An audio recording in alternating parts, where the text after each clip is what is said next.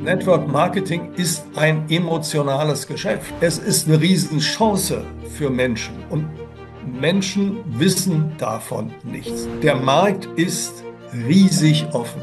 Das wird entscheidend sein, um Menschen zu binden. Mit wissenschaftlichen Publikationen, praxisnahen Studien und inspirierenden Vorträgen und Webinaren hat Professor Dr. Zacharias bereits tausenden Menschen geholfen, ihr Unternehmen nachhaltig, profitabel und seriös aufzubauen. Seine Botschaft ist klar: Network Marketing ist ein Gamechanger, aber nur, wenn es mit Ethik und Professionalität betrieben wird.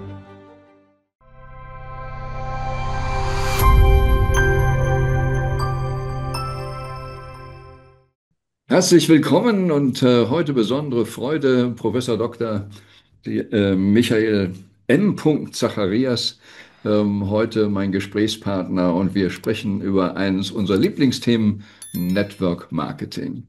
Der Herr Professor ist seit über 30 Jahren mit diesem Thema beschäftigt. 1977 bis 2012 war er Professor an der Fachhochschule Worms und hat wohl als einer der ersten, soweit ich weiß, oder zumindest einer der ganz wenigen, sich intensiv dem Thema Direktvertrieb und Network Marketing gewidmet. Und 2020 hat er ein Buch herausgegeben, Network Marketing Pro und Contra, und er ist immer noch dabei. Also ist wahrscheinlich hier das nur eine Darstellung gewesen und nicht die persönliche Überzeugung ist immer noch Pro. Also darüber müssen wir heute wahrlich weniger reden, aber was ist so gut, wie hat die Entwicklung in den 30 Jahren gegeben, das möchte ich ein bisschen mit ihm beleuchten, und wo geht's hin? Herzlich willkommen und ganz herzlichen Dank, dass Sie heute dabei sind. Ja, danke für die Einladung. Freue mich, heute dabei zu sein. Ja, erstmal, wie kommt ein Wirtschaftsprofessor, so klassisch überhaupt dazu, sich mit diesen Niederungen des Direktvertriebes zu befassen? Um mal da anzufangen, um dann zu sehen, was hat sich in den letzten 30 Jahren denn da alles so getan?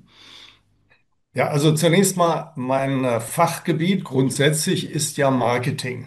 Mhm. Und alles, was mit Vertrieb, Sales und so weiter zu tun hat, ist ein Thema, was mich natürlich berufsmäßig immer beschäftigt hat. Und ja, wie häufig auch, ich nehme an, auch für viele Zuhörer sind es ja immer persönliche Erlebnisse. Und ich hatte in den 90er Jahren, Anfang oder Mitte der 90er Jahre, hatte ich verschiedene Aufträge in den USA für Firmen Beratung zu machen.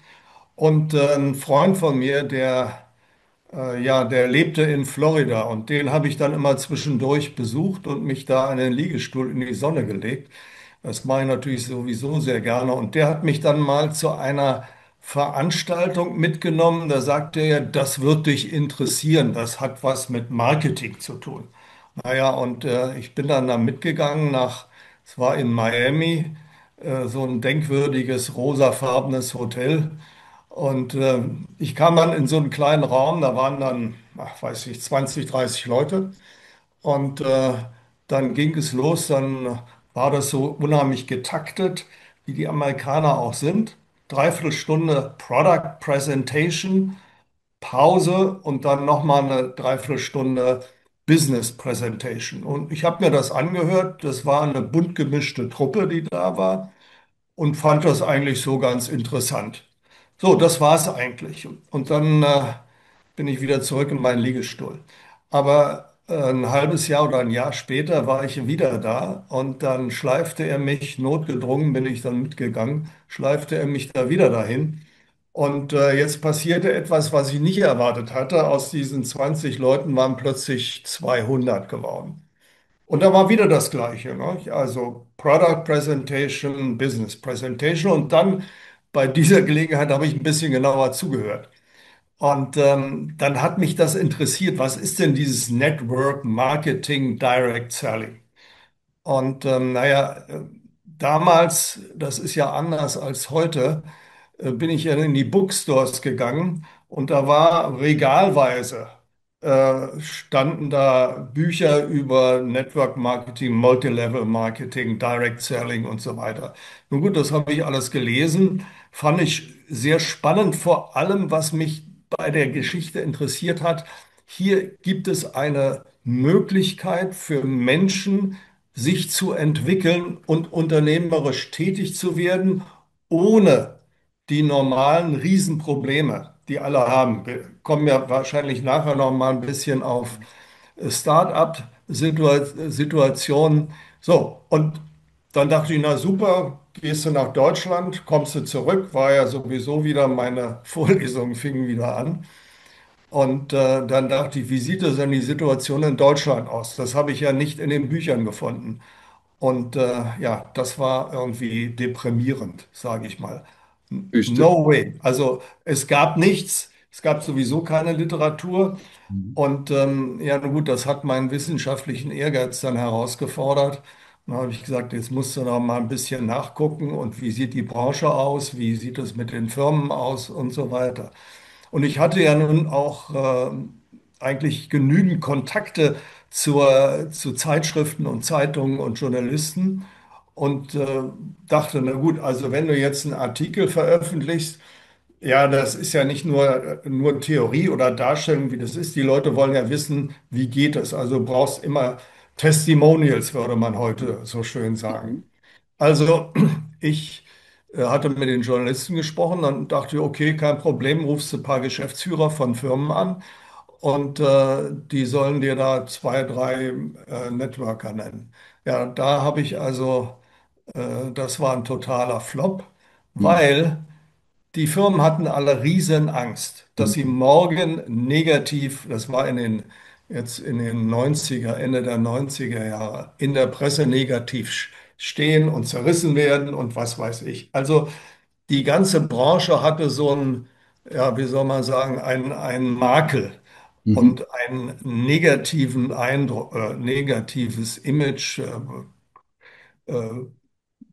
sagt man, Ja, ja, kann ich Schneeballsystem nachvollziehen. und alles Mögliche und Brainwashing und so die ganzen Geschichten.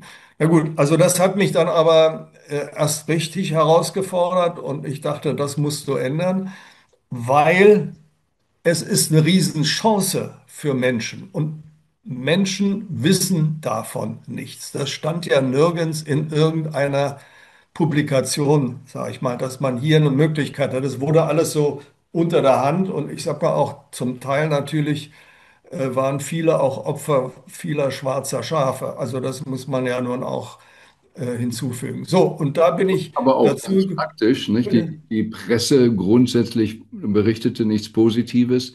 Ich habe es am anderen Fall erlebt, so eine eigene Küche gebaut, die durfte in Schöner Wohnen nicht veröffentlicht werden. Der Fotograf wollte es, weil unsere Inserenten das nicht liefern. Ne? Und also auch, dass eben nur das Ja. positiv in den Medien kommt, wo auch entsprechend inseriert wird. Und Netzwerk ist ja erstmal grundsätzlich nicht die klassische Werbung. Ja, ja, völlig. Naja, und außerdem, Bad News are Good News. Mhm. Das kam noch dazu.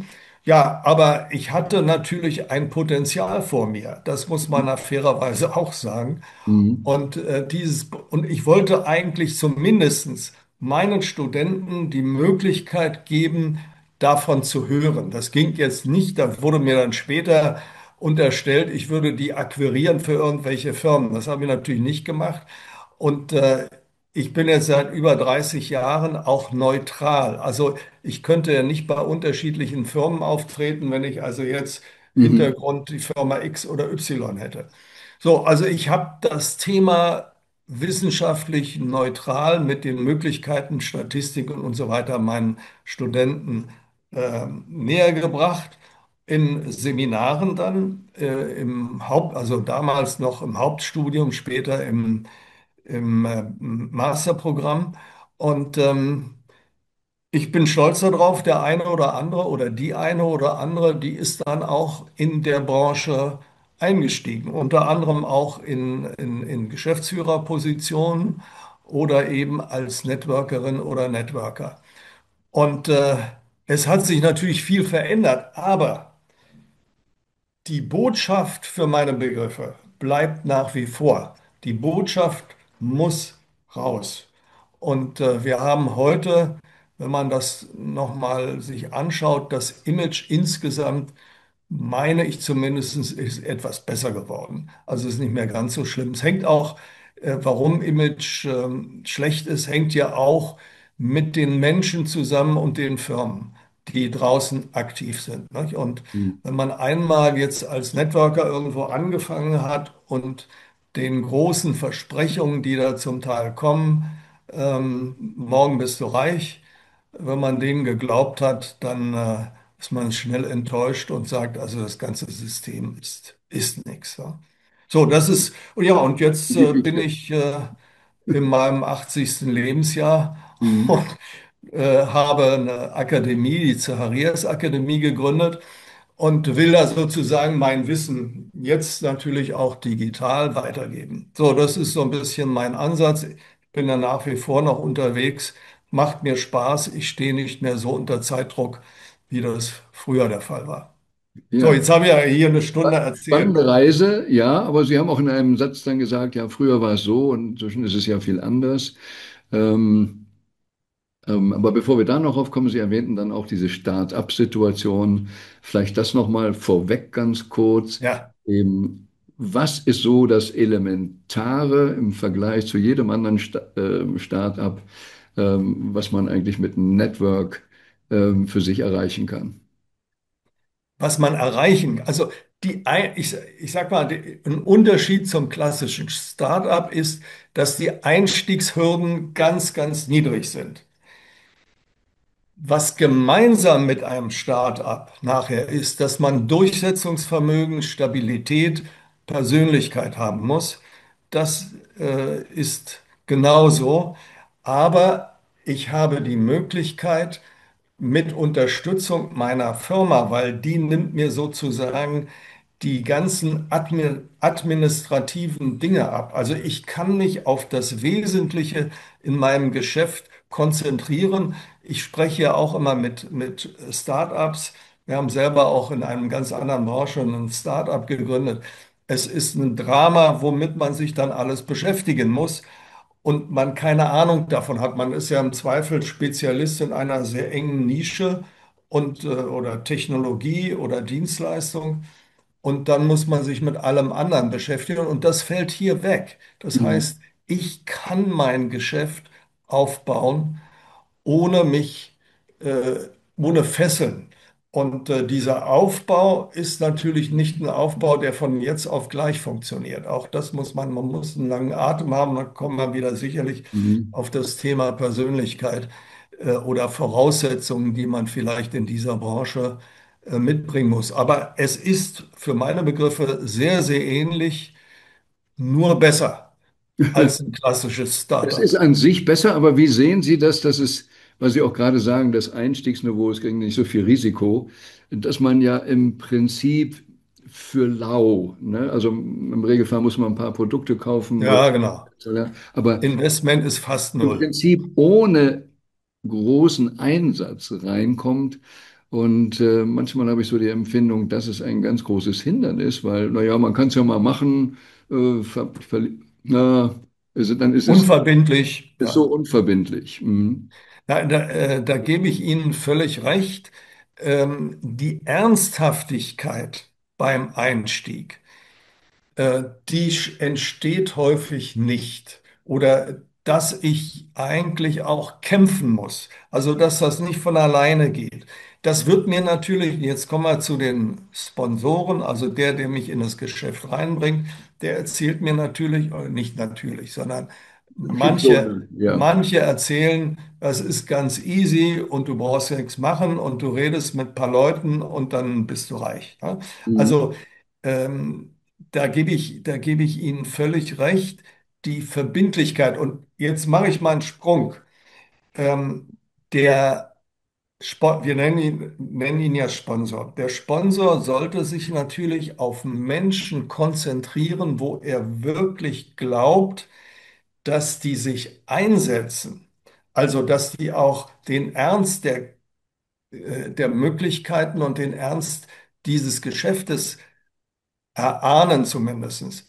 Und da sind, jetzt mache ich nochmal einen kleinen Sprung, da sind zum Teil Menschen, die schon unternehmerisch tätig sind, in ganz anderen Bereichen, die haben schon, sagen wir mal, ein gewisses unternehmerisches Feeling, weil die Masse, die ja ins Network einsteigt, das sind ja, wie sagt man, Angestellte, also die sich selber dann plötzlich organisieren müssen, was ja ein Riesenproblem ist. Also das wäre auch eine Richtung, auf die man sich durchaus konzentrieren sollte. Wobei, ich mache jetzt mal noch einen kleinen Sprung. Ich bin jetzt vor kurzem in Thüringen gewesen, in einer Kleinstadt, die früher, das habe ich dann gelernt, das kleinste Fürstentum in Deutschland war, um 1850 oder was. Mhm. Und wenn man sich diese Stadt an, da ist die Industrie weggegangen. Mhm. Jetzt durch die Wende alles kaputt. Die Stadt ist sehr schön geworden, aber ich sag mal, 50% der Läden sind leer, der Einzelhandelsläden. So, was passiert denn mit diesen Menschen, die früher so ein Geschäft hatten? Die waren ja unternehmerisch tätig. Also für mich als Beispiel nur, das ist ja ein Potenzial, was ich in der Branche und für die Branche gewinnen könnte, wenn die Vorurteile nicht zu groß sind. Wenn Sie auch als Ladenbesitzer nicht so in der Falle sind, man kommt zu mir in den Laden. Ne? Ja, ja, Das habe ich ja und beim Bäcker und Anwalt, bei ja, Kollegen auch gesehen. Ich bin es gar nicht gewohnt, jemanden anzusprechen. Die ja, kamen immer zu mir, weil sie schnell vergessen haben, wie sie angefangen haben. Ne? ja. Ja. Ja, das ist völlig richtig. Also das ist die Mhm. Umdrehung und es fällt ja vielen auch schwer, andere Menschen anzusprechen.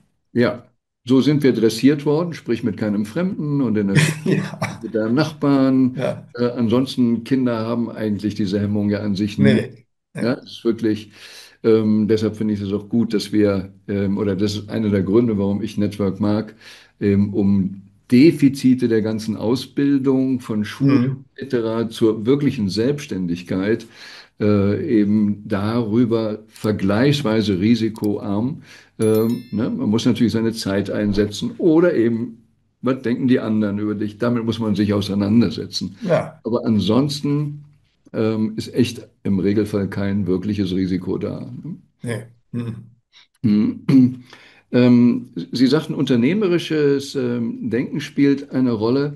Ähm, Wenn ich es so betrachte, auch aus meiner Zeit, also ich bin ja auch relativ überraschend ins Network, nachdem ich Anwalt und Steuerberatung und alles Ja, eingestampft habe und war vergleichsweise schnell erfolgreich. Aber ja, Sie waren die Nummer eins in einem bestimmten Unternehmen. War ja, ganz in Europa oder sensationell. weltweit die Nummer drei. Aber der Clou ist eigentlich viel mehr gesunder Menschenverstand gewesen und das Abschätzen der Einschätzung des Menschen. Ja, viele schreien, ja, ich will, aber wenn ich dann Hm. noch was tun sie dann wirklich? Ne? Also ich sage immer so, als Anwalt musste ich da, wenn ich eine Sekretärin haben wollte, gucken, ist sie bereit zu tippen, ist sie dies zu, Ja, macht sie sich auch ein bisschen hübsch fürs Büro oder irgendwas. Ne? ja, genau. Im Network eben diejenigen, die so in der Mangeldenke sind, die nehmen jeden oder bequatschen oder versprechen, was man im normalen Leben nie tun würde. Ja, Ja, also im Prinzip, aber die Engländer, die Amis sagen ja auch so, Common Sense is not that common. Ne? ja, Mhm. Okay, da waren das so ein paar Basics. Jetzt sagten Sie ja schon, eben in den letzten 30 Jahren haben Sie ja von dieser 20, erste Mal diese 20 Leute da in Miami und dann, oh, was hat sich so alles entwickelt? Ähm, Welche Veränderungen sehen Sie im Network Marketing an sich, wie es gemacht wird oder welche Fähigkeiten man braucht und wo geht die Reise wohl hin? also die Branche ist ja jetzt schon rund 70 Jahre alt. Ich kann heute sagen, die Branche ist wesentlich professioneller geworden. Und die Firmen, die aktiv, also das war früher nicht so, muss andersrum sagen, da war die Aufgabe oder die Philosophie der Network-Firma war, wir haben die Produkte und wir haben den Backoffice, wie das so schön heißt. aber den Rest, Jungs, macht ihr draußen im Feld. Und da gab es natürlich Wildwuchs und alles, vieles. Die einen waren sehr gut, die anderen waren schlecht. Und Instrumente gab es eigentlich, also die von den Firmen geliefert worden sind als Möglichkeit, die gab es kaum. Das hat sich dramatisch geändert. Das hängt natürlich jetzt auch mit der ganzen Digitalisierung zusammen.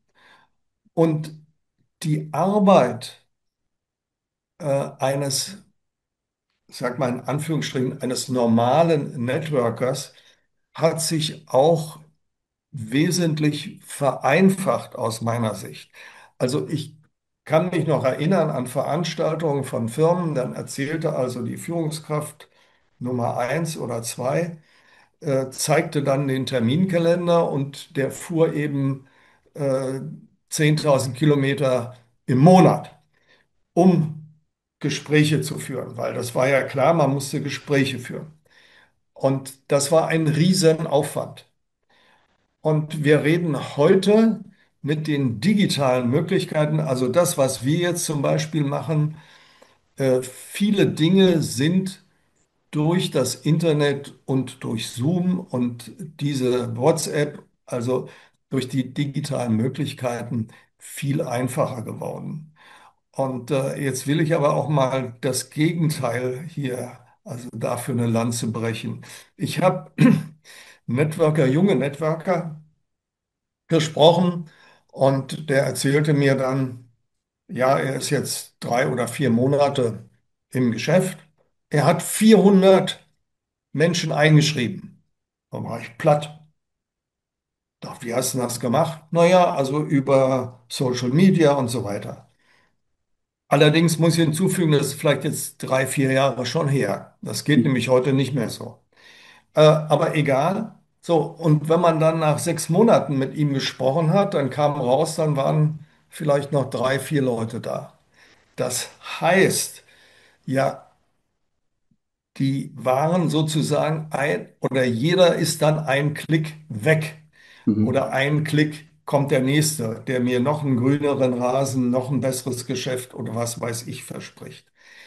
Das bedeutet dann auf der anderen Seite, wir müssen den persönlichen oder der persönliche Kontakt und die Persönlichkeit, die ich darstelle, ich ziehe damit Menschen an, die wird immer wichtiger. Ich sag mal, mein Slogan heißt hybride Arbeitsweise. Also Mhm. Hybrid heißt Menschen ansprechen, in der Regel persönlich, aber ich kann sie informieren über das Geschäft, über viele Dinge.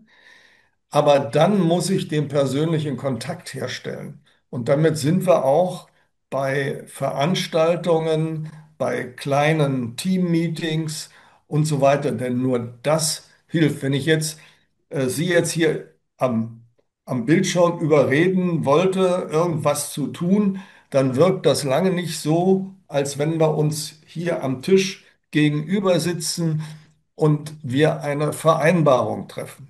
Mhm. Und ich denke, das ist eine riesige Veränderung, die wir heute in dem Geschäft haben. Ich will jetzt gar nicht von KI-Tools reden und allen anderen Dingen, die natürlich auch eine Rolle spielen. Aber es gibt beide Bereiche und die Unterstützung durch die digitalen Medien vereinfacht auf der einen Seite das Geschäft und Ja. damit auch die weltweite Vernetzung, das muss ich auch mal sagen. Also ich habe ja jetzt die Chance, wirklich mit Geschäftspartnern in anderen Ländern in Europa hier in Kontakt zu sein. Aber wichtig ist, ich muss sie irgendwann mal treffen. Ja. Aber ich denke, es ist gar nicht so network-spezifisch. Im Prinzip, ich denke einfach immer simpel, wie funktioniert der Mensch? Äh, Ja, Als es Verträge gab, dass Fußball im Fernsehen übertragen wird, haben alle geunkt, naja, dann sind die Stadien leer. Das ist genau das ja, Gegenteil ist ja, passiert, ja, ne, dass man eben wirklich durch die Kombi insgesamt viel mehr erreichen kann. Mhm. ja, Mhm. ganz Aber genau. ohne die Stadien, oder wir haben es ja auch in Corona gesehen, im leeren Stadion zu spielen, Furchtbar. ist langweilig, wir wollen gar nicht zu Hause da sitzen und von immer. Aber das bedeutet doch genau, Network Marketing ist ein emotionales Geschäft. Ja, ja, Ne? Also die Bindung Mhm. meines Teams entsteht durch Emotion. Ja, mhm. Und Genau. damit sind wir natürlich bei der Persönlichkeitsausbildung, Ja. Ausbildung, Weiterbildung und Kompetenzen, die ich entwickeln muss. Ich sage ja auch gerne MLM, mein Leben meistern. Ne? Das ist für mich das Ja, ganze, gut, das Leben an sich, aber das hier ein wunderbares Seminar, wo ich viel über mich lernen kann ja, und mich entsprechend weiterentwickeln kann, Stufen weiter. Und davon hängt es ja auch ab, oder kann ich Sie gleich mal fragen aus Ihrer Erfahrung? Es mag ja einige Zufälle geben, ist meine These, dass jemand einen hohen Rang bekommt, weil die Struktur gerade zufällig so war, dass er hochgespült wurde. Aber ähnlich wie bei Deutschland sucht den Superstar, man kann vielleicht zufällig mal einen Hit haben, aber wer länger oben bleibt, der muss irgendwo charaktermäßig, ja, fähigkeitsmäßig es auch verkörpern, sonst funktioniert es nicht. ja. Also kann ich nur beipflichten. Mhm. Ich kann dazu noch eine kleine Geschichte erzählen. Dieses Buch, was Sie vorhin gezeigt haben, Pro und Contra, kommt ja aus 2020. Ich habe inzwischen noch ein weiteres geschrieben mit Lothar Seibert, dem na, Zeit für wesentlichen Zeitmanagement-Papst. Papst, ja. Ja.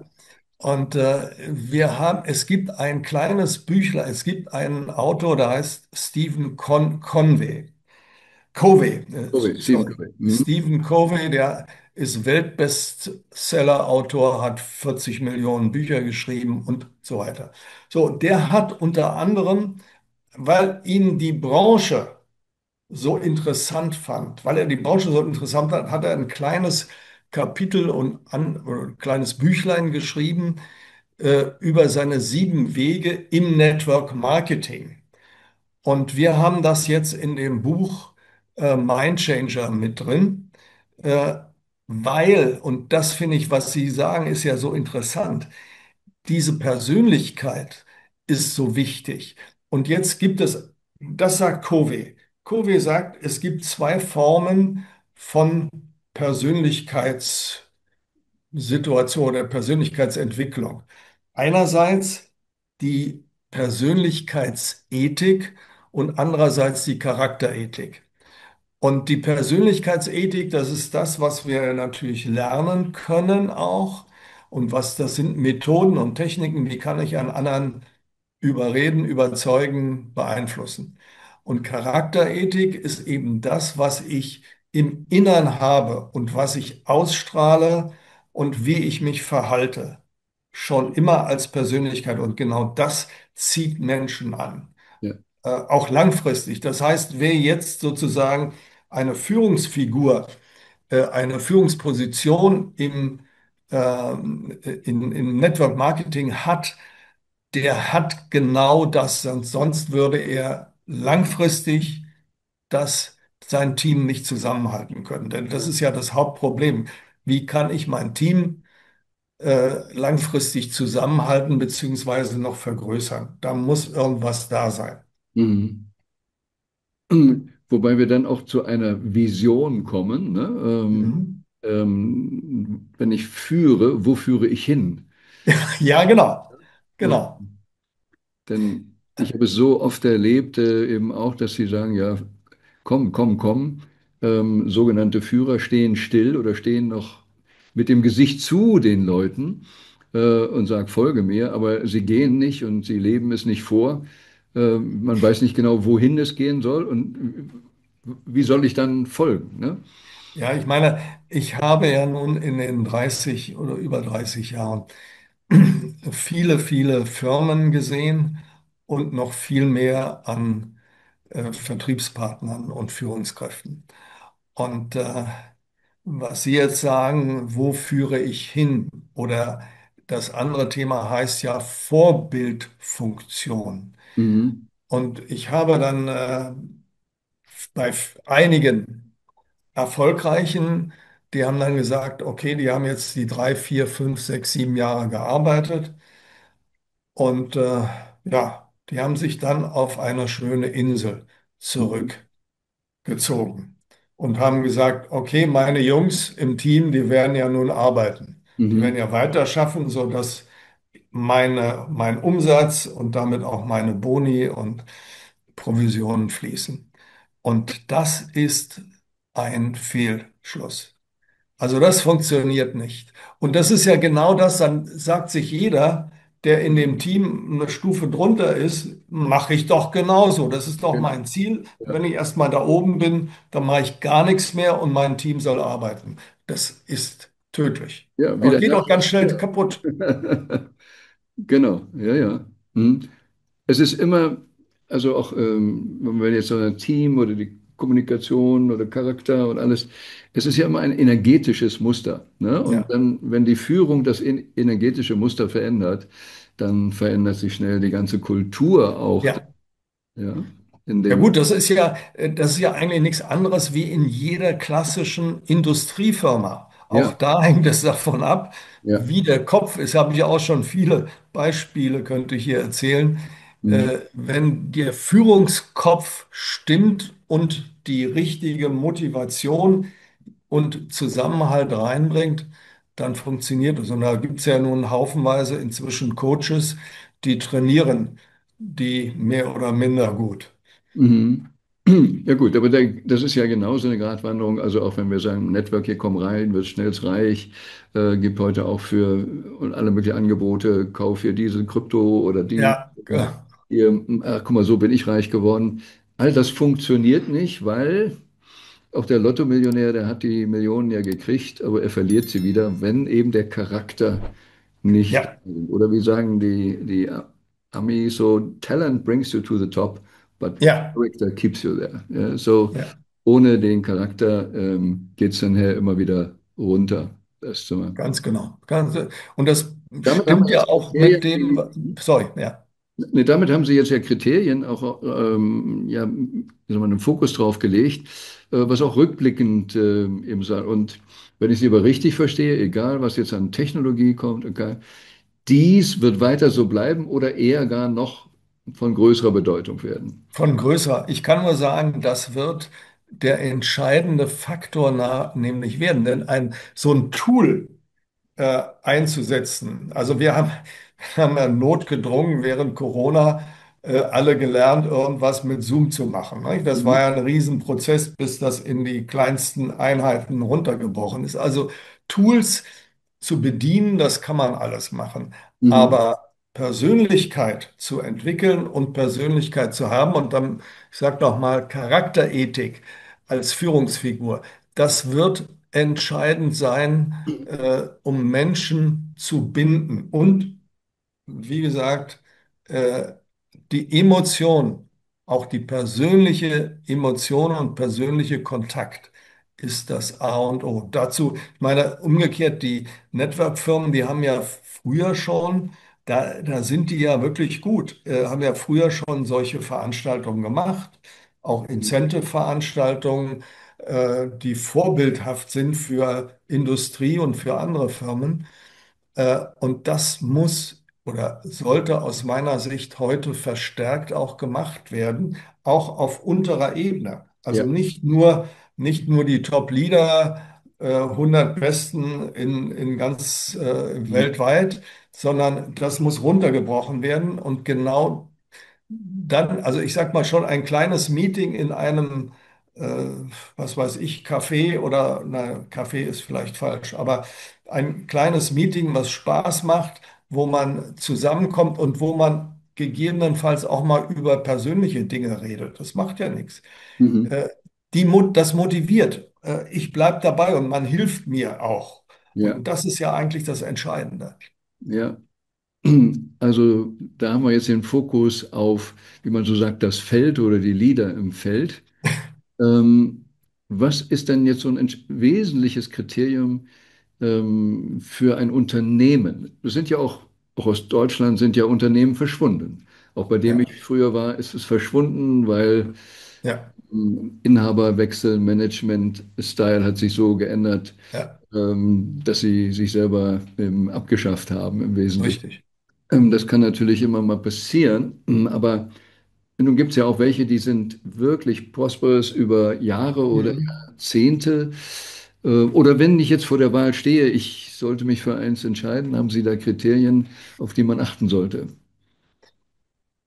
Ja gut, also wir haben ja auch in unserem Akademie eine ganze Liste von Kriterien aufgelistet, worauf man achten sollte und eben sich auch wirklich vorher, bevor man ins kalte Wasser bei einem reinspringt, sich wirklich genauer angucken. Aber bevor ich darauf komme, will ich noch mal ganz generell sagen, wofür hängt das ab?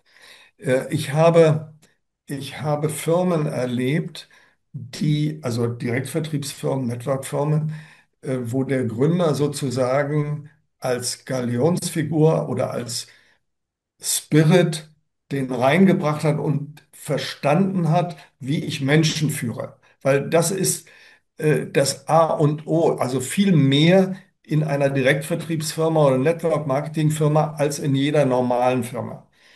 Und ich habe dann auch erlebt, wenn Führung oder die Führungsmenschen weggehen und was natürlich interessant ist, möglicherweise, wenn so ein Unternehmen finanziell sehr gut dasteht, auch richtig gute Gewinne macht, dann kommen die Private Equity Gesellschaften und wundern sich, dass man in der Branche doch ganz gut Geld verdienen kann als Firma. So, und dann kommen Jungs da rein, die Führung übernehmen, ja, die normal ein Industrieunternehmen managen oder normale, in Anführungsstrichen, Manager sind und nicht verstehen, dass es um Emotionen geht Genau, reine und um Zahlen. Zusammenhalt. Mhm. Und nur so funktioniert. Und da ist genau das passiert dann, auch wenn ein Wechsel des Eigentümers passiert, ist es ganz selten, dass jemand dann neu reinkommt oder die Firma übernimmt, der das auch Der weiterbringt. tragen Weil kann. Mhm. Menschen orientieren sich Mhm. an dieser Führungsfigur. Mhm. Also das ist sicherlich eine Frage, und ich sehe das jetzt auch bei jüngeren oder bei neueren, in Anführungsstrichen, Firmen, da sind diese charismatischen Führer äh, in der Firma, jetzt also nicht von der Vertriebsseite her, sondern vom Management her, die spielen eine ganz, ganz, ganz große Rolle Ja. und bringen eine Firma hoch oder nicht. Genau. Und wir haben es ja auch gerade jetzt hier wieder auch in Deutschland erlebt, dass auch ein Unternehmen vom Markt verschwunden ist, wo Investoren drin waren. Die Ja, Rendite funktioniert nicht mehr und dann die großen Private Equity Firmen sagen, auch wir haben mehr Vorteile, wenn wir die Abschreibung machen. ja Äh, klar, da geht es ja nicht um Menschen. Ne? Das ist genau. ja Ja, völlig egal. Und da ist ja, also ich meine, da muss man sich mal vorstellen, was da noch für ein Potenzial, selbst wenn es der Firma schlecht geht, da ist ja ein Riesenpotenzial an Menschen ja, da, die ja, das 10, 20 Jahre gemacht haben und solche Produkte verkauft haben. ja. Ja, die werden weggeschmissen. Aber okay, wenn man nur Zahlen sieht und keine Menschen, kann man das auch nicht wahrnehmen. Nee, Ne? nee, nee. Gibt es aus Ihrer Sicht einen Unterschied, wie ein Unternehmen entsteht? Ich sage mal so die DNA. Es gibt nun welche, die sagen, ach, mit Network kann man viel Geld verdienen, wie Sie sagen. Gründen wir doch ein Unternehmen, dann überlegen wir mal, welche Produkte, mit welchen rechnet sich das gut, die können wir Ja, preisgünstig kaufen. Oder ob es wirklich andersrum ist, da ist ein besonderes Produkt und es ist viel zu hm, kompliziert, das so in den Markt zu bringen und wir nutzen jetzt die die Chance. Ja. Empfehlung. Also da gebe ich Ihnen ja völlig recht. Es wird inzwischen auch, also der Markt ist gegenüber früher durch das Internet, durch die digitalen Möglichkeiten ist ein wesentlich größerer Wettbewerb entstanden, weil ich kann mit einem Klick sogar überall reinschauen, was das jeweilige Unternehmen macht. Und wir haben natürlich beispielsweise in manchen Kategorien, die sind ganz stark und da gibt es Firmen, die haben sag mal, ähnliche Produkte. Mhm. Wenn ich ein neues Unternehmen gründen will, die Identifikation mit dem Produkt auch für den jetzt einsteigenden Networker ist ja das A und O. Also ist vielleicht nicht, das ist nicht ganz richtig, ich sag mal ganz generell, Frauen steigen wegen des Produktes ein und Männer häufig mehr wegen wegen der Geschäftsmöglichkeit. Also das ist jetzt so eine ganz pauschale Geschichte, Mhm. stimmt natürlich im Einzelfall überhaupt nicht, aber das ist so ein bisschen meine Erfahrung. Und das Produkt spielt und die Neuheit oder die Einzigartigkeit des Produktes, die spielt eine ganz große Rolle. Also was unterscheidet das neue Produkt von den anderen? Oder ist es vielleicht eine neue Produktkategorie? Auch Mhm. dazu haben wir ja aktuell auch einige Beispiele. Also das ist Mhm. ja, und da passiert dann ganz viel. Mhm. Nicht? Weil man spielt in einer völlig anderen Liga als Unternehmen, aber auch da wiederum die Sache, dass die Führungspersönlichkeit das versteht, nicht nur vom Produkt, sondern auch Menschen führen kann Mhm. oder Leader führen kann und das System versteht und nicht nur mit kalten Zahlen arbeitet. Das hilft gar nichts. Ja. Mhm. Ja, so ist das damals eben auch zu Ende gegangen bei dem Unternehmen, was Ja, 11 Jahre habe ich versucht, es zu beraten, aber die waren ja, beratungsresistent. leider, Und leider. relativ- Schade, schade. Aber das setzt live, es geht immer auf Ja. und ab und wenn man die Kurve dann nicht kriegt, dann ist das eben vor. So, jetzt haben wir einmal betrachtet mal so ein paar Kriterien für den Berater oder Verkäufer Hm. oder wie immer das genannt wird in den einzelnen Systemen und die Unternehmung. Aber entscheidendes Thema ist ja auch noch, wie die zusammenwirken. Ne? Sie sagten auch, früher war es so, das Unternehmen war da und hat es dem Feld überlassen. Richtig. Jetzt macht ja die Firma auch schon viel. Manchmal empfinden ich das so, die haben Angst, wir haben keine richtigen Leader, also greifen wir ein. Ja, Ähm, Ich hatte damals großen Erfolg, weil 5 Jahre lang die Company keine Zeit hatte, sich um uns zu kümmern. Dann haben die ein Büro etabliert in Deutschland und von da an ging es dann bergab. dann meinten sie, sie wüssten alles besser. Genau, und sind häufig ja vielmehr so auch diese Sales-Direktoren, wenn sie dann falsche dieses Image haben, ich bin jetzt hier der Chef. Ja. Aber sehr oft haben wir ja Sales-Direktoren, die sich selber nicht trauen, eben eine Organisation aufzubauen. Ne? Ja, Ähm, und das ist ja, weil Sie das jetzt gerade sagen, ein Sales Director, mhm. der muss eigentlich eine eigene Organisation aufgebaut haben, für meine Begriffe, Ja, vielleicht in einer anderen Firma, das ist ja völlig egal. Aber ja, damit er dieses Gefühl hat, wie führe ich Menschen, weil es sind ja alles unabhängige Unternehmer. ja. Und jeder hat natürlich auch den Anspruch, mir sagt keiner was. Ist auch richtig so. Mhm. Also das ist der Idealfall für mich. Leider erlebe ich es ja anders, wie Sie vorhin sagten, wo kommen viele her? Die Mehrzahl kommt ja nicht aus unternehmerischer Genau. Erfahrung. Sie kommt aus, sagen wir, klassischen Ja, Industrien und sieht genau. schnell den Angestellten Sales Director als Boss. Ja, ja, Sie genau. sagt, ich bin jetzt in der Firma und das ist jetzt mein Boss. Und Ja, dann werden sie häufig ja zumindest nicht in die Freiheit entwickelt. Mhm. ja. Mhm. Ja, und dann gibt es natürlich die Konflikte. Das Ja, gibt natürlich, wobei ich muss natürlich fairerweise auch sagen, es gibt natürlich in der Beraterschaft Menschen, die sich nicht an die Regeln halten. oh ja, logisch. Ja, Ja, und die Konsequenzen heute, das muss man auch sehen, als Veränderung gegenüber früher, die Konsequenzen heute sind viel größer für die Firma. ja. Die muss nämlich für die Aussagen eines Beraters gerade stehen. Mhm. Und deswegen muss man da schon genauer aufpassen. Aber das heißt ja nur, ich passe auf die Regeln auf, Ja, dass sie nicht nur auf die Grenzen. ja. Aber wie der Einzelne nachher sein Geschäft macht und wie er Menschen motiviert oder wenn er jetzt, ich sag mal, auch das ist passiert ja aus welchen Gründen auch immer in meinem Leben, habe ich jetzt eine Phase, wo ich familiär oder sonst wie in einer schwierigen Situation bin und dann kommt einer und sagt, du musst, du musst, du musst. Das ist völlig verkehrt. ja. Ne? Aber da sind wir ja, glaube ich, nicht nur im Network, wir sehen es ja auch in der Politik, die viel mehr auch die Regeln fürs Volk machen will, als wirklich sagen, Ja, wir sind hier, ne? Aber ja, der deutsche Politiker nennt sich ja auch noch Staatsdiener und nicht Volksdiener, nicht? Also ist, ja, ja, ach so, ja, richtig, ja, das ne? stimmt, ja. Ist er noch da, Er dient dem Staat und nicht dem Volk, ja. ja, was immer Sie Mhm. darunter verstehen, genau. Ja, ja, ja, ja. Ja, ja, aber letztlich sind es überall Menschen, ja, und ich weiß nicht, ob das machbar ist überhaupt. Wir wollen ja auch jetzt nicht hier einzelne Firmen benennen, aber gibt es für Sie Beispiele, wo Sie sagen, da funktioniert es einmal auf der Feldebene, auf der Unternehmensebene und im Zusammenspiel gut? Und was sind vielleicht dafür dann entscheidende Kriterien?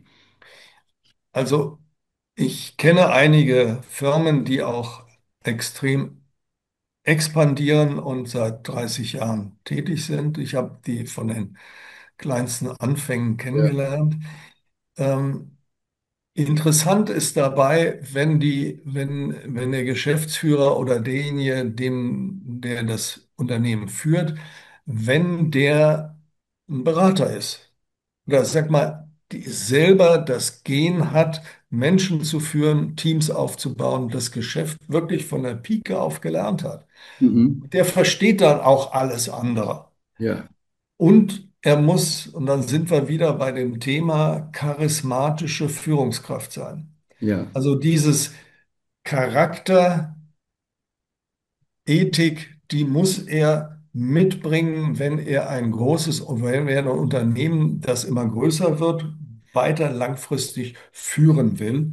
Mhm. Äh, Er muss natürlich dann auch, sagen wir mal, die normalen, in Anführungsstrichen, technischen und Business Ja. Tools, das muss er auch alles beherrschen nachher. Da sind wir ja heute natürlich in Compliance und also ein Krempel. Aber wenn man muss sich also wirklich in einer Firma, denke ich, die Führungsfiguren angucken. Mhm. Und da bin ich jetzt also ganz brutal und sage, wenn die Firma ausschließlich von einer Private Equity Firma gemanagt wird, dann bitte ähm, Vorsicht. es gibt ja schöne Beispiele, wo so eine Firma dann von Private Equity zu Private Equity Mhm. gegangen ist. Ne? Mhm. Da ist das Verständnis nicht da.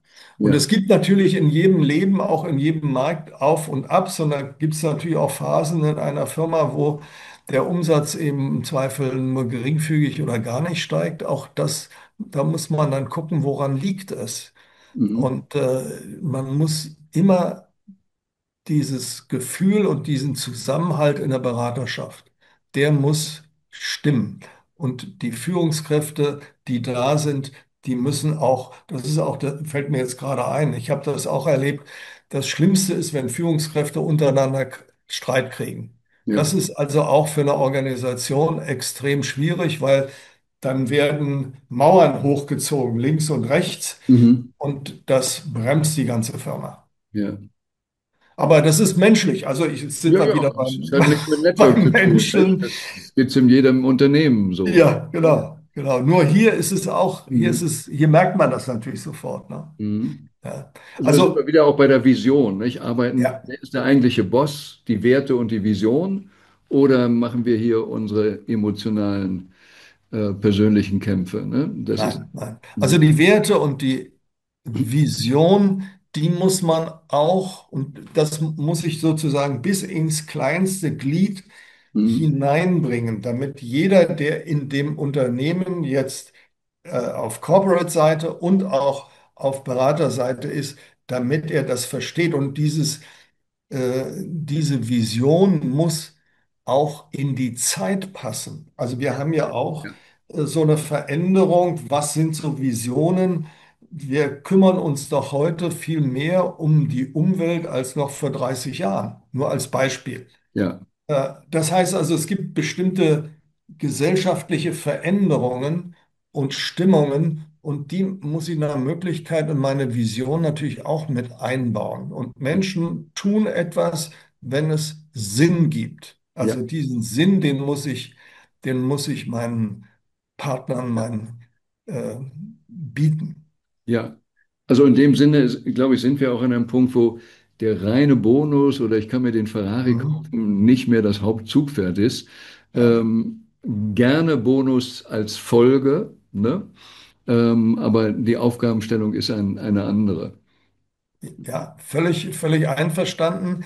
Ähm, aber, ich sage, gib mal ein Aber, der Einzelne sollte auch, hat ja selber Ziele, aber der Einzelne sollte auf ein Level kommen, wo es interessant für ihn ist, dass er Ja, also ein wirklich zusätzliches Einkommen oder später die Möglichkeit hat, äh, nur dieses Geschäft genau. zu machen. Ja. Äh, Sonst ist es kein Beruf mehr. Und da möchte ja. ich gleich eine Frage anschließen, weil ich glaube, Hm. ähm, zumindest aus meiner Wahrnehmung, da hat es eine große Veränderung gegeben und die könnte noch konsequent anders werden.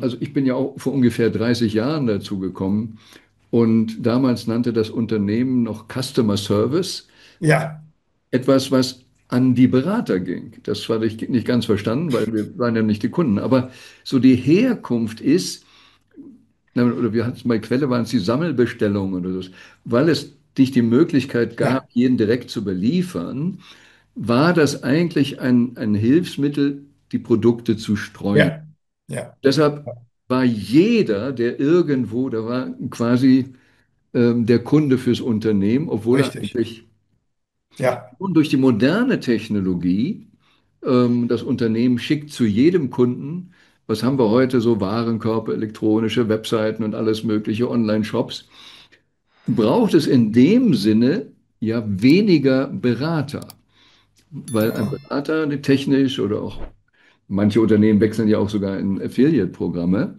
ja, dass also von der Masse der Berater, für die als Kunden gesehen wurde, wir viel weniger klassisch Berater brauchen, mehr hm. Kunden dazukommen, aber dafür die Anforderung und das Niveau der Berater eben doch ganz anders gefordert wird, oder was?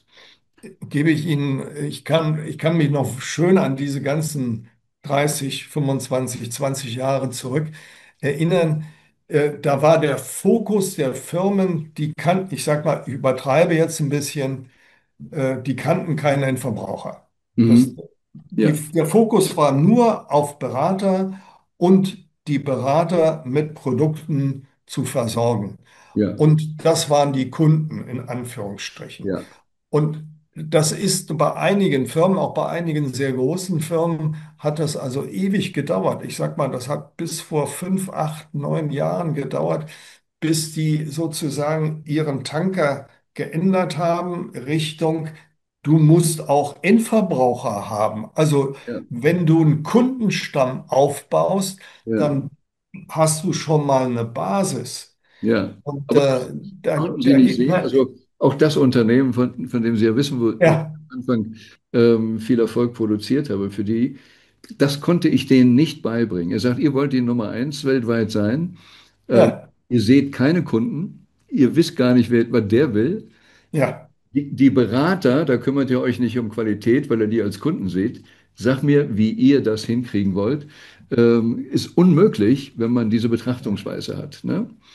Nein, das ist ganz klar. Wo ich jetzt natürlich in einer anderen Richtung aufpassen muss, der Berater hat dann natürlich möglicherweise Angst, er verliert den Zugriff zu seinen Kunden. Das muss ich ihm nach wie vor Genau. bieten. Und äh, Oder dass er abgelöst wird durch Affiliate-Programme. Ne? genau, abgelöst, das ist auch ein Riesenproblem jetzt, ja.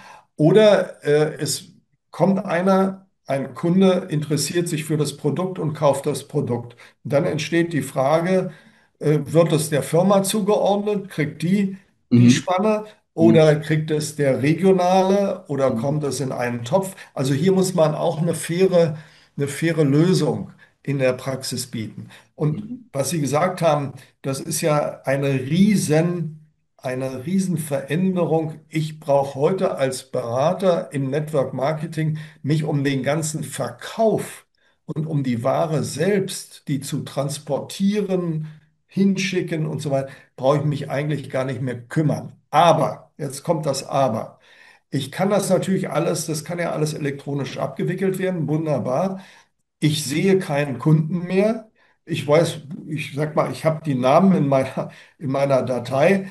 Äh, um Kunden zu halten, muss ich wiederum persönlichen Kontakt haben.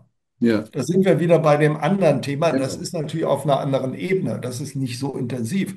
Aber ich muss mich auch um meine Kunden dann kümmern. Und das wird meines Erachtens auch intensiver, weil vor 30 Jahren, wenn ich ein Produkt gekauft habe, dann war ich mal, die Markentreue war größer. Ja, Ich war nicht so abgelenkt, ne? ja, Und ja. heute ist Markentreue eben auch schon eine ganz andere Herausforderung. Und deshalb ist gerade dieses Beziehungsthema eben so entscheidend. Mhm. Mhm, ganz genau. Also das ist auch, und was Sie sagen, ist natürlich völlig richtig. Der Berater ist nicht mehr in erster Linie aus Sicht der Firma der Kunde. Und Mhm. ich kannte ja früher die Geschichten, na, das waren keine Geschichten, das war ja leider auch live, die sogenannte Garagenqualifikation, Ja, die ja. mit den Beratern gemacht wurde. Und Mhm. das war natürlich dann auch, das sind auch so die Geschichten, die zum Negativ-Image von Network Marketing beigetragen haben, weil der Einzelne dann nachher seine Ware nicht mehr losgeworden ist und Mhm. sich am Anfang in der Euphorie da die Produkte eingekauft hat. Aber das ist vorbei.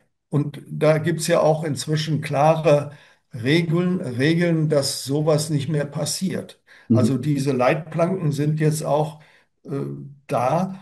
Und die Qualifikation, was Sie gesagt haben, völlig richtig, der Vertriebspartner, Geschäftspartner, die steigt jetzt, weil Ja, die wenn eben alles professioneller wird, ne? Also ich meine, müssen die sich auch straightforward professioneller GoPro. aufstellen. Ja. Mhm. Ja, Ja. ganz genau, ganz genau.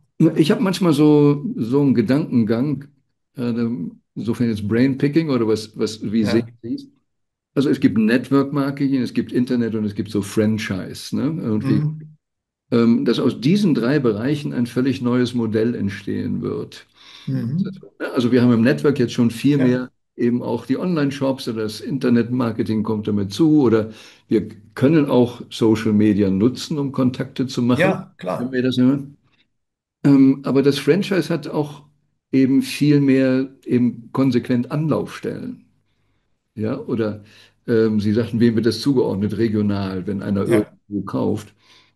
Ich träume mal, habe das bisher noch nicht so durchsetzen können oder noch nicht gesehen, ob es das gibt, dass auch die Firmen ganz andere, wie sagen wir so, Hotlines haben. Ja? Mhm. Und das nicht alles beim Berater lassen. Wenn ich also in den Supermarkt gehe und kaufe Kellogg's Cornflakes, da steht eine Hotline drauf. Ne? Ja, ja, Überall. ja. Und dass da noch nicht so ein einheitliches Modell wirklich existiert. Ich sehe es jetzt bisher noch nicht, aber vielleicht haben Sie ja einen besseren Überblick. Nein, ich sehe das auch in der Form nicht. Was ich sehe in den USA ist, es gibt jetzt äh, aus Sicht der Firmen hybride Formen. Das Mhm. heißt also, man läuft auf mehreren Schienen. Ja. Äh, Wobei ich mir nicht so sicher bin, ob das langfristig funktioniert, weil ich könnte auf der einen Seite diese Franchise-Geschichte machen, ich könnte auf der anderen Seite dieses ähm, ja, einfach über Berater zu verkaufen und natürlich auch Empfehlungsmarketing, reines Empfehlungsmarketing zu machen. Mhm. Ob diese hybride Geschichte mittelfristig bei den Firmen funktioniert, also bei einer Firma dann, Mhm. dass ich da drei Kategorien habe, Ich weiß ich vermute nicht. nein. Aber die Fokussierung, von Mhm. der Sie gesprochen haben,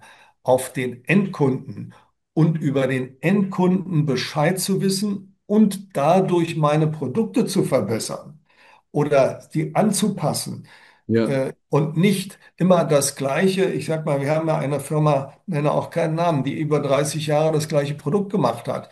Mhm. Und irgendwann geht das nicht mehr. So, aber diese Information habe ich früher über meine Berater in der Form gar nicht so live bekommen. Genau. Jetzt kann ich natürlich auch Zielgruppenmarketing machen, was ja hochinteressant ist. Und das könnte ich auch meinen Beratern als Hilfestellung in der Region geben. Ne? Also Ja, kümmert euch vor allem um Menschen, die dieses und jenes Profil ja, haben. ja. Mhm. Aber gut, das nehme ich zu wenig wahr. Sie haben einen besseren Überblick, dass eben viele noch nicht so richtig in dieser klassischen Plattformdenke sind. Ne? Und wovon lebt Ja, Facebook? Wovon leben die? Was ist Teslas Vorteil? Die ja, sammeln Daten vom Endverbraucher. genau. Ja? Und bei vielen Networks sehe ich es, ach, wir müssen mal wieder ein Incentive oder einen Bonus verändern, damit die Berater das tun, was wir wollen. Aber viel zu wenig echtes Know-how und Verständnis über ihre Kunden haben. Ja, genau. Ich meine, muss fairerweise auch sagen, die Berater sind im Zweifel extrem dagegen. Also zumindest früher war das so, weil Ja, sie sofort Angst haben, der Kunde gehört jetzt der Firma und ich werde rausgeschmissen. mhm. In Anführungsstrichen. Das sind ja meine Kunden, die habe ich akquiriert und die können mich rausschmeißen und dann haben die Kunden und haben die Adressen. Und das ist ja Mhm. das typische Problem vom Handelsvertreter, äh, worüber wir da reden. Ja, ich Ne? verliere ja im Zweifel nicht meine Adressen, die behalte ich ja. Aber wenn ich den Kunden natürlich aufs Unternehmen gepolt habe oder auf das Produkt, Eben. aber ja, mit Ängsten alleine kommen wir nicht weiter. Wir müssen dann eine Lösung dafür finden, weil aber ich glaube, dass wir oder dass ein Unternehmen ohne wirklich den Kunden zu verstehen auf Dauer nicht überleben wird. Ne? Ja. Und das ist heute so, auch in dieser extremen Konkurrenzsituation.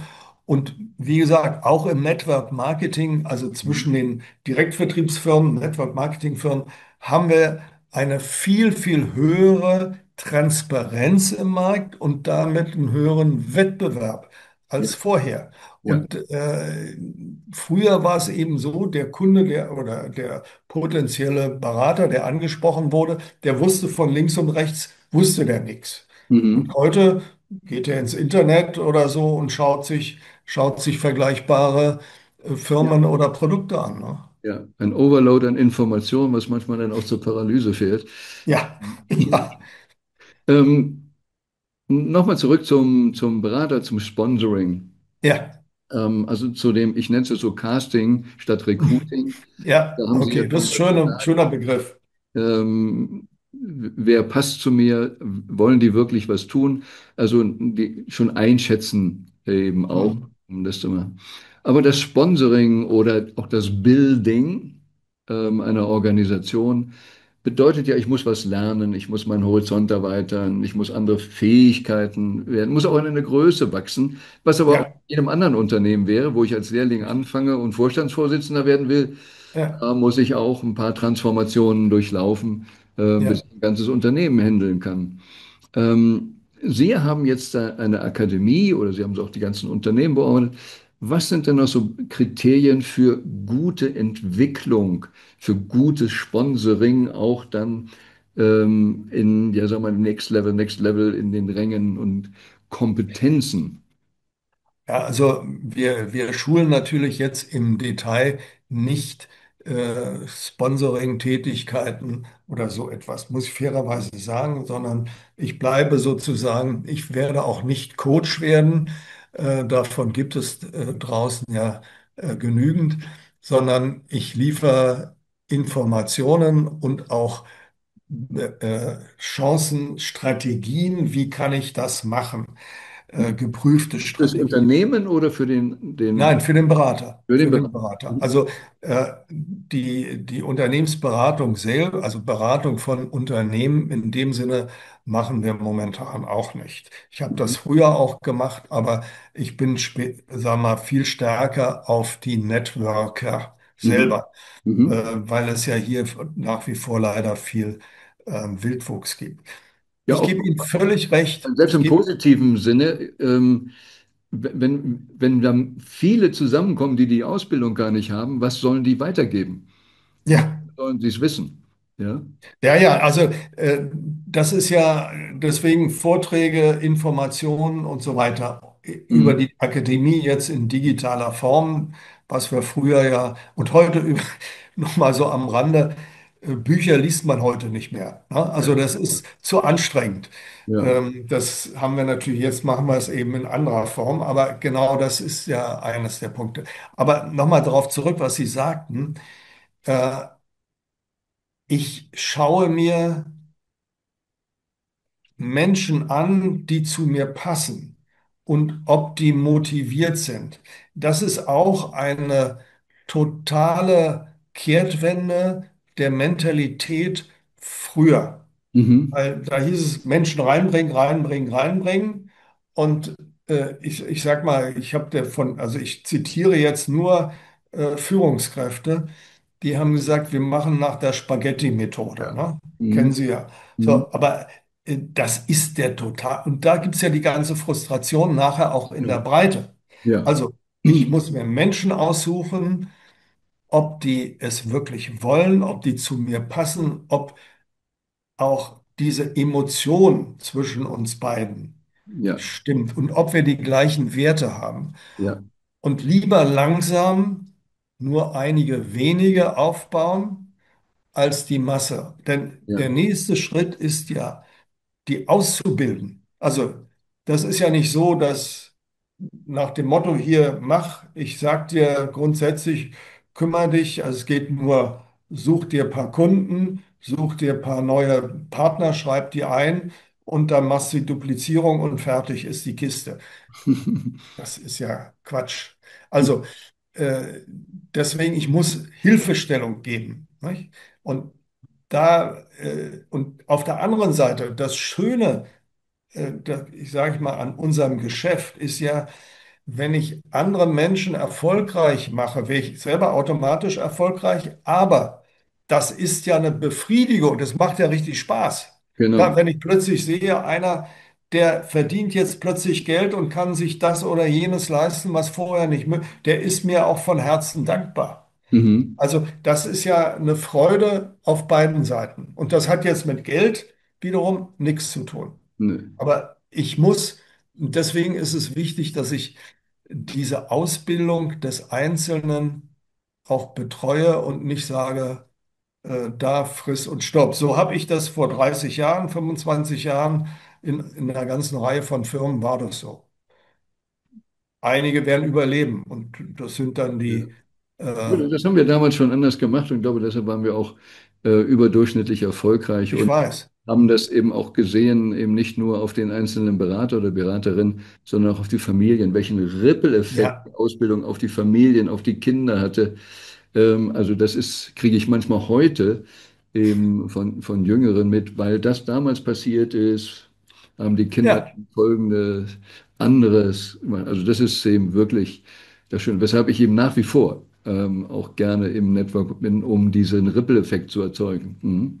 Ja, genau. Und es macht ja auch Spaß, das zu sehen. Nicht? Also dadurch entstehen wirklich auch in der Breite, in den Familien neue Unternehmerinnen und Unternehmer. Auch wenn die im Zweifel nicht nachher ins Network einsteigen, macht ja nichts. Aber diesen Spirit, den Ja, Sie mitgegeben haben, der mhm. bleibt. Ja, genau. Und letztlich geht es darum, dass wir so ein bisschen erfüllter, glücklicher leben. Ne? Und wenn wir Menschen helfen können, Angst zu verlieren und zu sagen, egal ob mein angestammter Beruf weggeht, ich kann hier uns weltweit heutzutage, diese Fähigkeiten kann ich überall einsetzen, Ja, ganz genau. dann können wir den Menschen eine ganze Menge mitgeben damit. Ja, und das, ich sag mal, das ist bei mir auch der große Spaß, wenn ich in einer Veranstaltung bin, einen Vortrag halte oder was und dann da bleibe. Es ist eine tolle Stimmung auf Ja, den Veranstaltungen. Und ja, das macht Spaß, mit positiv orientierten Menschen zusammenzuarbeiten, ja. im Gegensatz zu vielen anderen Situationen. Ja, das klingt wie ein sehr gutes Schlusswort, aber noch nicht ganz. Ich möchte doch noch Sie bitten, sagen, Sie haben eine Akademie, noch ein bisschen zu den Kursen, Sie haben es eben nur gestreift, sagen, Mhm. was können Menschen dort sich an wertvollen Informationen oder Fortbildungsmöglichkeiten abholen? Also wir bieten das, was wir früher in Büchern gemacht haben, bieten wir natürlich weiterhin jetzt als digitale Instrumente. Eines davon ist eben das Buch Pro und Contra. Das gibt es jetzt als Hörbuch oder als E-Book. Mhm. Und unsere kleine Broschüre, was ist Network Marketing, die ich jemand anderen auch geben kann. Es geht darum, dass ich argumentieren kann. Ja. Es geht darum, wenn ich andere Menschen anspreche, dass ich wirklich Bescheid weiß über die Branche und das seriös mache. Das ist so ein großes Thema. Und dann haben wir einen Videokurs, wir nennen den 360 Grad, einen Rundum-Begriff, wo ich alle Facetten sozusagen der Branche kennenlerne und in Videoform. Was wir momentan und das ist ja, ich sag mal, IT ist ja auch ein spannendes Thema, Mhm. und Mhm. IT heißt immer, es wird später fertig als gedacht. Ne? Also das ist Ja. ja sowieso tödlich. Mhm. Demnächst kommt ein Strategiekurs raus, und das ist mein Ziel, Menschen systematisch zu bringen, dass sie ein Mindesteinkommen haben. Ich sage mal aus der Nebentätigkeit. Und ich nenne das mal auch in Zahlen. Wir nennen das 3000 plus 3000 Euro Mhm. Minimum. Und es geht nicht dabei, in erster Linie einen bestimmten Rang zu erreichen. Das machen ja die meisten Firmen, sondern es geht darum, was muss ich tun, damit ich monatlich 3000 Euro oder 3500 Euro verdiene. Ja. Und dazu gibt es dann eine App, so dass ich mich kontrollieren kann jederzeit. Das Problem ist ja die Fokussierung, geht mir ja genauso. Ja. Ständige Ablenkung, auch hier, es gibt immer irgendwas anderes und dann poppt irgendwas auf und man Mhm. interessiert sich für zu viel. Also das ist, und da wird man stärker fokussiert und das meine ich, hilft dann am Ende auch. Dann schließt sich jetzt für mich noch also wirklich eine Schlussfrage an, auch wenn sie vielleicht ein bisschen rhetorisch ist. Bei der Mühe, die Sie sich jetzt alle machen, und wie ich die Welt sehe, lohnt sich das denn überhaupt heute noch, Ja, im okay, Network dazu Marketing sage ich, einzusteigen? Also, der ja, Markt ist doch schon voll, alle wissen schon Bescheid. ja. Also der Markt ist riesig offen. Es gibt so viele Menschen da draußen, die von Network und von diesen Möglichkeiten auf seriöse Art und Weise noch nichts gehört haben. Oder es ist ja auch immer der Fokus. Ich sage mal, ein Bereich, der für mich immer interessant ist, sind Selbstständige im weitesten Sinne, Mhm. die schon bestimmte Voraussetzungen für unseren Beruf mitbringen. Mhm. Und es gibt so viele, die haben noch nie was davon gehört. Das Ja. ist der eine Bereich. Und der andere ist natürlich, wenn ich sage das jetzt mal so salopp, wenn ich auf dem Flughafen hier irgendwo in der Welt rumlaufe und dann sehe ich in den Buggies kleine Kinder, zwei, dreijährige, die so ein Laptop, nicht ein Laptop, ein Smartphone in der Hand halten. Mhm. Aber das sind unsere Kunden in 20 Jahren.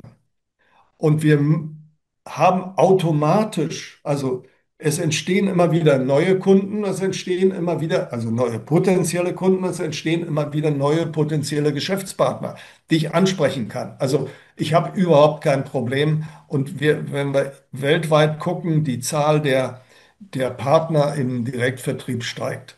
Also das ist eine Branche, die hat natürlich auch konjunkturelle Schwankungen, ganz klar, wie überall, aber insgesamt steigt, steigt das. Und je schwieriger die wirtschaftlichen Situationen werden, und wir kommen jetzt wieder in solche Phasen hier in Deutschland oder in Europa und wahrscheinlich auch irgendwann in den USA, das ist immer ein Anreiz zu gucken, was könnte mein Plan B sein? Mhm. Wo könnte ich noch was machen? Und da komme ich ganz schnell auf Network Marketing. Super. Herr Professor Dr. Zacharias, herzlichen Dank für Ihre Einsichten und möge es viele Menschen noch bereichern. Da will man sagen, man muss nicht unbedingt reich werden, aber man Nein, kann bereichert werden im genau. Network Marketing. Herzlichen Dank Und ich wünsche Ihnen für Akademie und alles, was Sie machen, großartigen Erfolg. Die Menschen brauchen das. Ja, ich bedanke mich für das Gespräch bei Ihnen. Vielen Dank nochmal.